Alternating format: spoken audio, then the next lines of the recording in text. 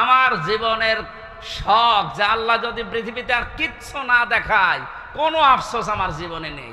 আল্লাহ বলে যে ধরা ধই দিস। এই কথা বলছেন।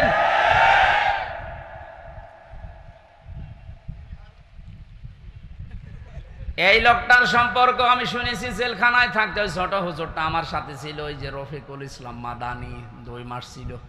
আমার বলছে, হামজা ভাই আমারে প্রথমে রিমান্ডে নিয়ে রাত 12:30টার দিকে নিয়ে গেছে ওই হাতির ঝিলে। ওরা উলঙ্গ করেছে আমারে। আমি তো এমনি ছোট মানুষ, আমার জিনিসপত্র ছোট, আসলেও ছোট। আমারে নিয়ে পুরা উলঙ্গ করে একটা সিগারেট হাতে ধরিয়ে দিল। একটা অন্ধ উলঙ্গ মেয়ে লোক কোন জায়গা থেকে যেন নিয়ে আসলো, রাস্তার 2 পাশে ব্যারিকেড দিয়ে বন্ধ করা।